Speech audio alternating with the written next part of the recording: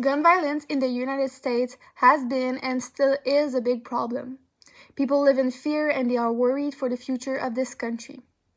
I decided to work on the gun control laws because they are a big controversial subject and I wanted to learn more about them and why the situation in the United States has been so different from here in Canada. In this presentation, I will talk about the concept of gun control laws, the debate on them, the history behind them, the motive of their legislation, the gun violence that is still happening in the United States, and finally, we will look at some solutions that could help this country be finally free of this nightmare. First off, the gun control laws were passed in 1968 by President Lyndon B. Johnson. They brought many changes like the end of the mail orders of firearms as well as ammunition, and the restricted selling of guns to drug dealers, to those who are mentally ill, to people who are dishonorably discharged from the military, and to fugitives.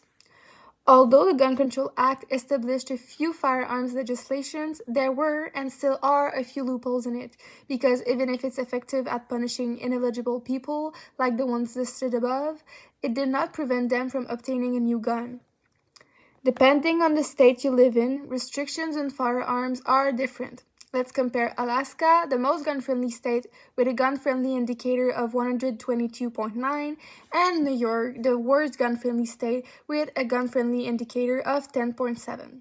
So in Alaska, if you want to obtain a gun, there is no waiting period, no background check, no restrictions on pistols as well as shotguns, and you have the right to carry openly all firearms with you.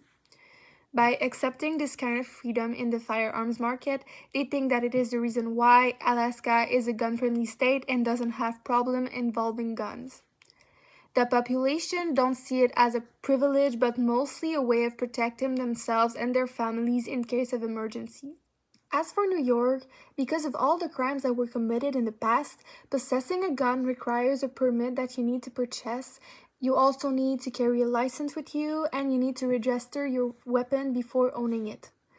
The process of purchasing a firearm is much longer than in other states like Alaska, and it takes about 6 months to obtain your weapon. Even though New York has a lot of strict restrictions, it still figures on the top 10 of the worst gun-friendly state. A big debate is currently going on in the United States concerning gun control laws. Many people do not see the need for the restrictions that were put in place by this act. They think that owning a gun offers them a feeling of safety because they possess an object that can protect them. Others think they are dangerous products that are threats for the future and present population of the United States. As a result of the Second Amendment, about a third of the United States adults currently own a gun. Even though many people in the United States own a firearm, half of Americans agree that gun violence is a major problem in their country. But there are still around 30% of the population who seem to see gun violence as a small problem or not a problem at all. The Black community is more likely than the white community to say that it is indeed an issue that should be taken seriously. There is also a debate between the two political parties. A large majority of Democrats are more favorable to adding stricter laws concerning firearms. As for the Republicans, they mostly think that there should be less strict laws about guns or that it should stay as it is currently. The United States Constitution was adopted by Congress to form a perfect union as well as to promote welfare, liberty, justice, and common defense of its population within the border of the country. The first 10 amendments are called the Bill of Rights, which were approved on December 15, 1791. They guarantee rights and civil liberties to every citizen of the United States. The Second Amendment that figures in the Constitution is the right to keep and bear arms to all citizens to have a well-regulated militia being necessary for the security of the country. It was proposed by James Madison in 1791. Even though it was created to assure the security of the country, throughout the years, the situation started to get out of control in the United States and the government had to establish restrictions to make the country safe again. The passing of the gun control laws is mostly due because of the tragic assassinations of the two civil rights leaders Dr. Martin Luther King Jr. and Senator Robert F. Kennedy. In April 1968, in Tennessee, where he was called to go support a sanitation workers' strike, Martin Luther King was assassinated at his motel with a sniper's bullet that hit him in the neck. He was the leader of the segregation fight, and because of him, there was a progress in advancing many civil rights for the African American community. King wasn't using violence in his protest, but some African Americans wanted a more confrontational approach. In June 1968, in California, Senator Robert F. Kennedy was shot multiple times by a 24-year-old Palestinian at the Ambassador Hotel. He had just won the California presidential primary. He wanted unison between all citizens of the United States. But some, like the man who shot the senator, saw Kennedy as instrumental in the oppression of the Palestinians. Guns are currently the number one cause of death among teens as well as children in the United States, and each day 8 of them die. These deaths are most likely caused by school shootings, and since 1970, there has been a total of 1,316 in this country. One of the deadliest school shootings in the United States happened in February 2018. Nicola Cruz pleaded guilty to killing 17 innocent victims at Florida High School.